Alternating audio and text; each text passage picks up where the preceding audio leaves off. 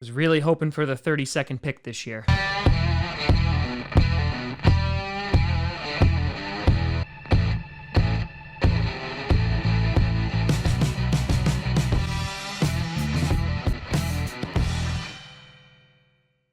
Grossi Posse Packer Nation. Welcome to another episode of Packcast, the podcast where you don't have to be a Packers fan, but it sure does help. I'm your host, Tom. Talking about the draft already. Feels bad, man. Grossi, and today we will be highlighting the top 5 draft needs for the Green Bay Packers heading in to this 2021 NFL draft, which is still months away. It's going to be a really long offseason. Before we get to that, I want to do a big shout and thank you to a brand new Patreon over at patreon.com/TomGrossi, and that is Cubs did the chant first, steal the name, steal the pain, no pack no, go Cubs go. Alrighty then. So we do this every single year in which we take a look at the 5 positions of need for the Packers, and of course they draft none of those things.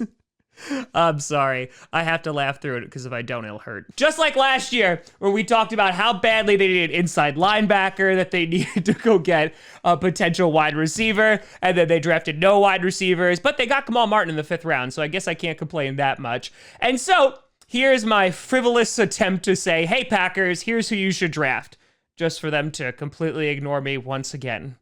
I know you have my phone number, Goody.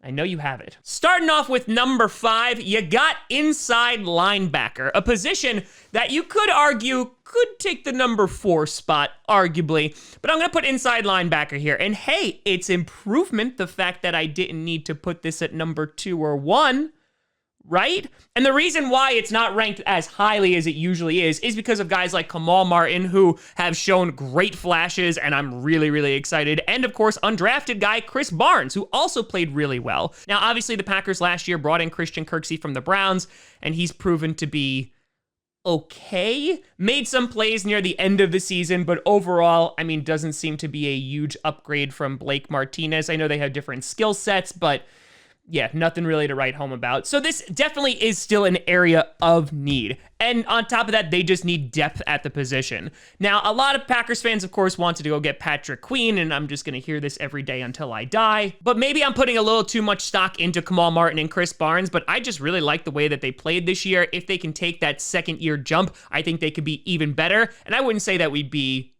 great at inside linebacker, but we'd be pretty darn good. And so if they wind up getting someone on the end of day 2 or day 3, I think this could really help out the Packers defense. Number 4, you got wide receiver. Yeah, I know. Yep, still on there. And here's what I'm going to say, though. The Packers offense was still amazing regardless, right? They were still amazing regardless of them not drafting a wide receiver. So why are they on the list still? Well, a big reason is it's Davante Adams' contract year. Yeah, that's going to hurt. Davante Adams, who signed a contract a couple years ago, which honestly was the steal of a lifetime. Yeah, that man is going to get paid because honestly, we don't have a ton of other options at this point. And the reason why I have wide receiver just a notch above inside linebacker is because the way that I'm looking at this is right now there is not a true number 1 to succeed Davante Adams. Now, Davante's most likely going to re-sign for probably another 2 or 3 year deal, which will be great. However, there's no one waiting in the wings. MVS, while I know infuriating at times, had a really nice season overall, and on top of that, had a really nice NFC Championship game. However, has not shown really that he could be the number 1 guy. Allen Lazard, another one, has been a reliable number 2. EQ continuing to develop, but there's a lot of question marks at receiver. And obviously, this draft class coming in is pretty heavy at wide receiver, even though we said this last year. So I would honestly be shocked if they actually don't get a weapon for Aaron Rodgers and or eventually Jordan Love in this draft. And I really mean it this time, just because the clock is ticking. They need somebody to develop behind Davante Adams who can be that true number 1. I don't think they'll go and spend a 1st round pick on him, but I imagine in the 2nd round or at the very least in the 3rd round, they'll be going to get a wide receiver.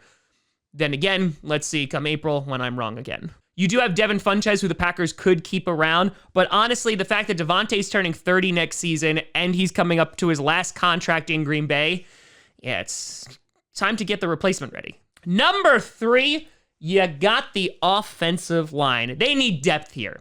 An offensive line unit that was pretty damn good this season. Pretty damn good.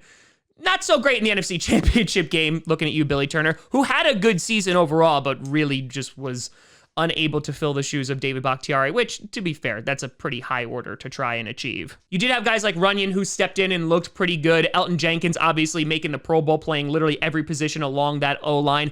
You do have Ricky Wagner, who, again, also had a nice season, but he's not getting any younger either. And honestly, just for this, they just need it for the depth, right? In that David Bakhtiari just signed the highest paid contract in offensive line history, which is great and well-deserved.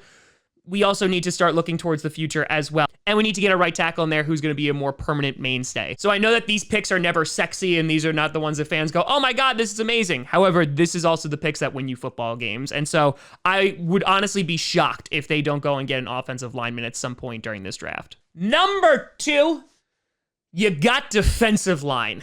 And I know Packers fans are looking at this and are like, yeah, Tom, how is this not number 1? And I'll explain momentarily. The defensive line is Kenny Clark, right?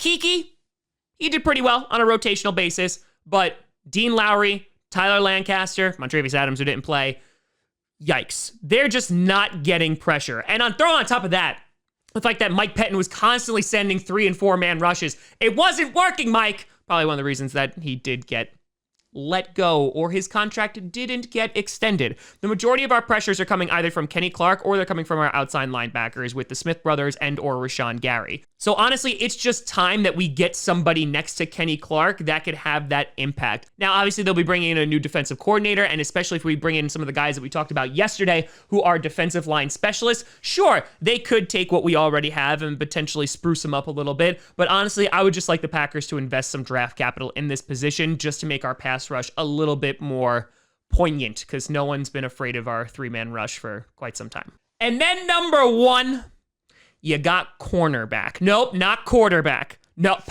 Packers, I didn't say quarterback. I swear to God, if you get another one in the first round. No, it's corners, because Kevin King, we all know, is most likely gone. And listen, Kevin King made some plays here in the NFC Championship game, but of course is just going to be remembered for the Scotty Miller play, and for that, he will be banished. On top of that, Josh Jackson has not developed. He's been a healthy scratch this entire time. They brought Tramon Williams back for some depth, even though they didn't really utilize him. Shannon Sullivan struggled in the NFC Championship game as well. We just need some help with Jair. I love that secondary and love the safety units of Amos and Savage, and of course, Jair is amazing. We need another corner. Now, we have invested in the corner position in the draft in these past 5 and 6 years. You look at Randall, you look at Rollins, you look at Jackson, and of course, Jair Alexander, and we've really only hit on one of those. So not only is it important for the Packers to go out and get a good CB, but on top of that, they just really need to hit on one. Because while we did get an amazing player in Jair Alexander, the guy does need a little bit of help. Now, you do have guys waiting in the wings like Kadar Holman, who has shown some flashes, but they haven't played enough for me to be comfortable with it in any way, shape, or form. So not only do they need depth, on top of that, they just need another corner to line up with Jair Alexander, because unfortunately, he can't be everywhere, no matter how badly I'd like him to. But let me know what you think down in the comments below. Who do you see the Packers targeting? What do you see as our biggest need in the draft? Are they just going to go out and get another running back or tight end or quarterback? Let me know what you think. You can always find me at TomGrossiComedy.com or at TomGrossiComedy at all social media you see down below. Check out podcasts on SoundCloud, iTunes, Google Play Music, Spotify, and of course YouTube. And a big shout and thank you to all the patrons over at patreon.com/TomGrossiComedy and the YouTube members. But thank you so much for watching. I'm Tom Grossi.